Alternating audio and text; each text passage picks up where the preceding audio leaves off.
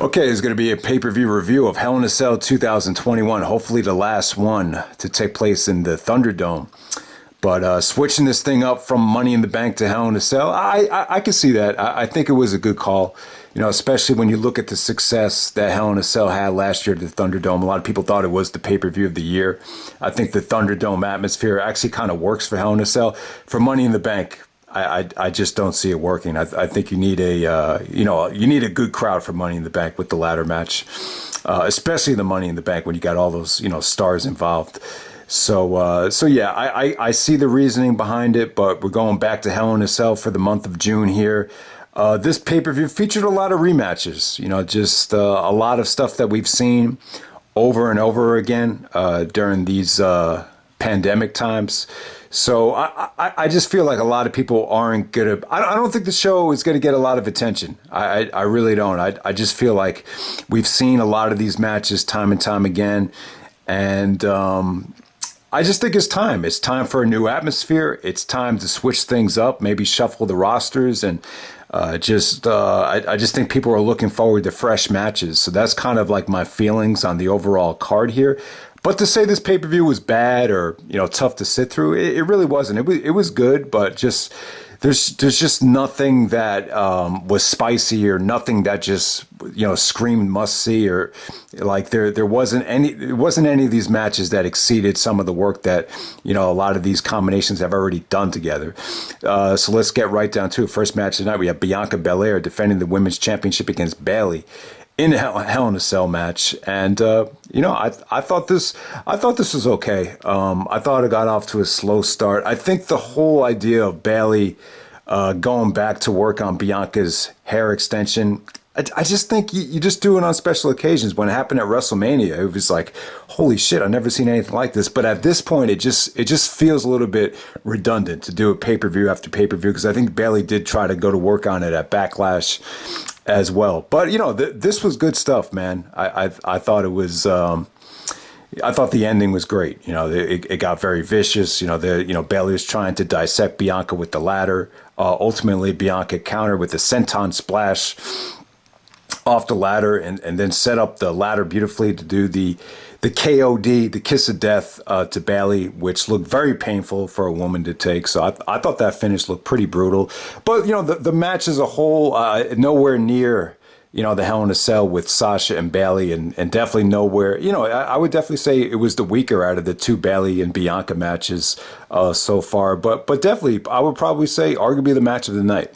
Next up, you had Seth Rollins taking on Cesaro in another WrestleMania rematch right here. And, Rollins actually attacked Cesaro before the bell even started. Rollins is just like obsessed with, preventing Cesaro from getting a main event push. And, he wants Cesaro to respect him. And, this whole thing, I don't know. It really should be the other way around. Cesaro should be the one jealous of Rollins. Rollins was, Ring of Honor champion at 21 years old. He main evented and won the championship even before CM Punk cashing in the Money in the Bank at WrestleMania. So if anyone should be jealous, it should probably be Cesaro. So the storyline's not that believable for me, but I do like Rollins. I do think his character is very, I want to say, Joker inspired. Does anyone agree with that? I definitely think you can see some of the similarities there. But yeah, Rollins attacks Cesaro from behind. Just good stuff. Nothing as memorable as a WrestleMania match. I think the WrestleMania match had a crowd, and you just had some great moments in that match with the the airplane spin, the no hands airplane spin, but overall, I thought this was just solid work here, man. Cesaro was experimenting with a lot of different submissions, the king of swing, the sharpshooter, the crossface, but Rollins always found the counter to it. There were some nice strikes from both guys. Cesaro busting out the discus lariat. I thought that was a great, it was pretty stiff, pretty fluid.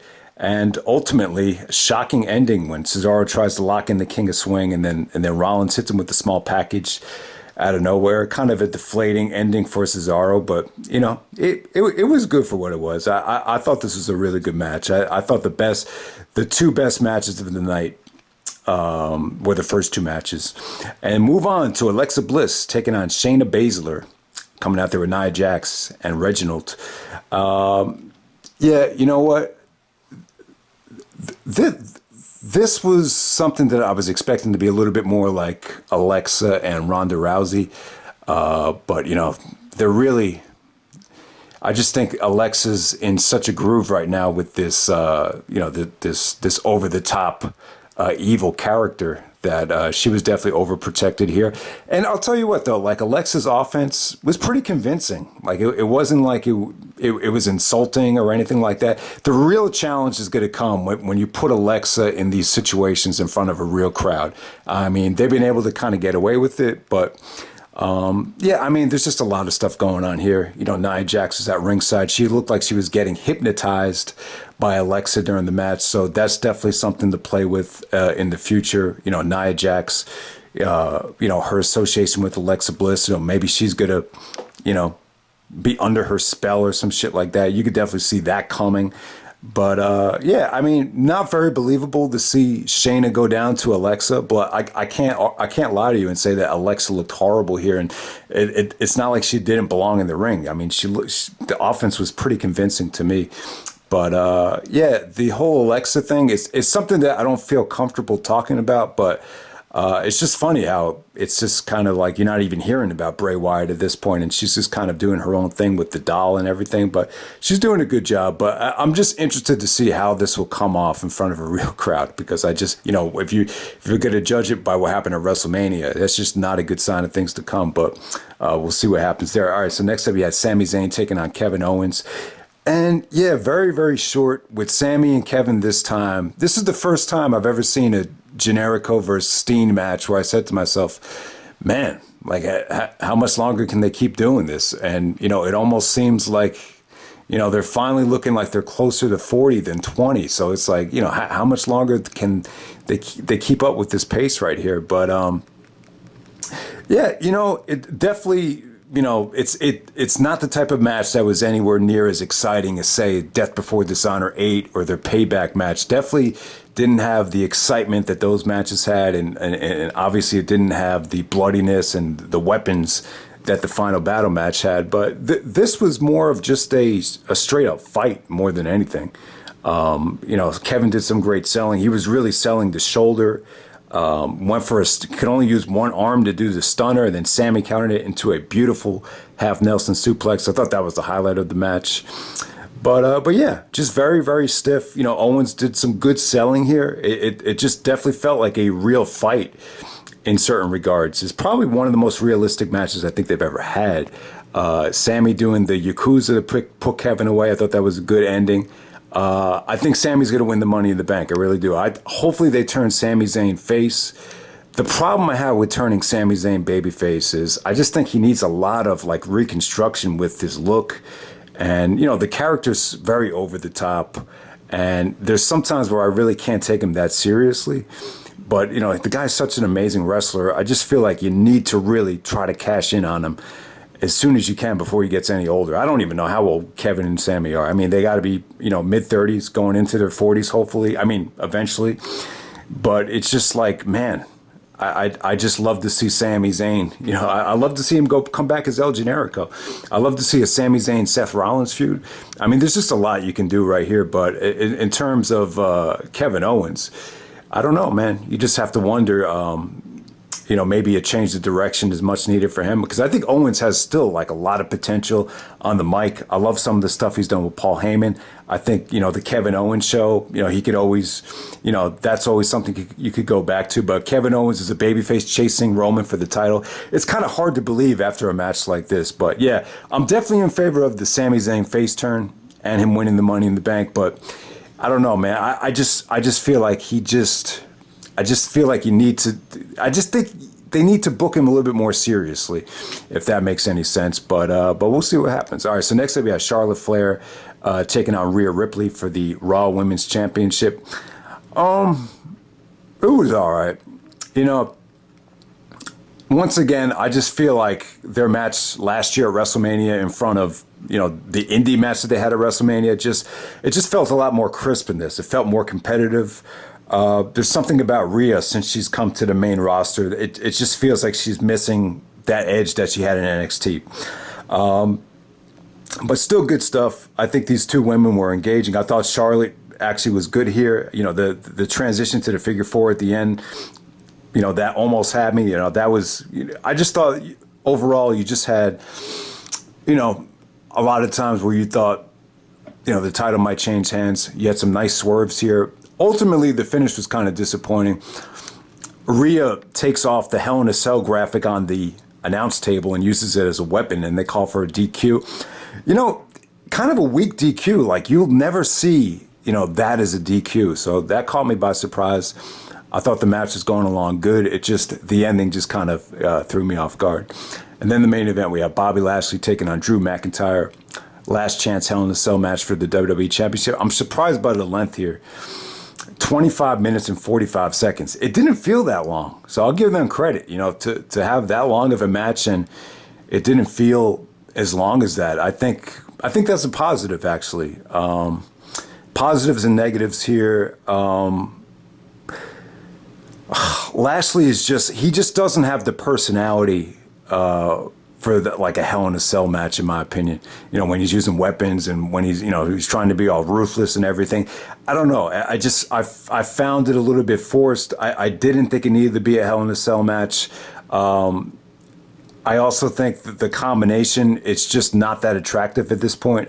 For whatever reason, it feels like Lashley and Drew have been having matches for a whole year, even though it's only been, more like 4 months. But I'll tell you what, though, when they just wrestle, when they're just doing power bombs and, McIntyre's trying to hit him with the Claymore and they're just doing basic offense, I just found it more engaging. I thought the weakest part of the match is when Lashley started doing the Alex Shelley finisher. What does Alex Shelley call that finisher? It's like a reverse skull-crushing finale on the chair. I just thought his execution of that, I just found it very, very dull. I don't know what it was about that. MVP getting involved in the match. Yeah, I mean, it was kind of a way to protect McIntyre. They needed a new referee, so MVP got in there, and, Lashley ended up doing the small package while MVP distracted him. But, pretty good stuff. I mean, the match definitely had its moments. Probably the highlight was the kendo stick spot where they actually trapped McIntyre within the kendo stick in the cell. I thought that was pretty cool. But overall, I would definitely not go back to this match. I just feel like the match at WrestleMania just, even though that match wasn't as pretty as this, you could argue, I just felt like that match just had such a unique feel to it. This, I don't know, man. This was just something that, I don't know. I just thought it was average. I really can't see anyone really going back to this. I can't. But, if you want to look at it from a certain standpoint, McIntyre was almost champion a whole year. I think what's hurting Lashley right now is that he didn't win it from McIntyre. He won it from The Miz. And I think a lot of people are missing, I just think a lot of people don't really see that, Lashley's still trying to validate the title win by beating McIntyre twice. So, or 3 times, actually, if you count the triple threat. So 3 consecutive pay-per-view matches in a row over McIntyre. It kind of feels like you want to see Lashley move on to a different opponent. But hey, McIntyre was champion for almost a whole year. So he definitely deserved at least a few rematches. But, I think a lot of people just don't kind of see like Lashley really needed to validate that championship win over The Miz. And the only way to do it is to beat McIntyre 3 in a row, and he did it. But does it really mean that much? I don't know. We'll see. So, yeah, I'm happy that Lashley's the champion. I'm happy he's getting the push. But I just feel when you put him in situations like this, it just, I don't know. It just feels a little forced to a degree. But, yeah, that's Hell in a Cell. There's nothing bad on this show. I think everything on this show was at least 2.5 to at least 3.5. Everything was at least good. So, but it's just like WrestleMania Backlash. It's just another pay-per-view that I just don't think people are going to go back to it, years down the road. It just feels like another generic WWE Thunderdome pay-per-view, and definitely nowhere near as good as last year's Hell in a Cell. I thought last year's Hell in a Cell, you had 3 different and very engaging Hell in a Cell matches. This year, I just thought the 2 Hell in a Cell matches were, good but not great. But that's pretty much it, guys. Hope you enjoyed the review, and I'm out. All right.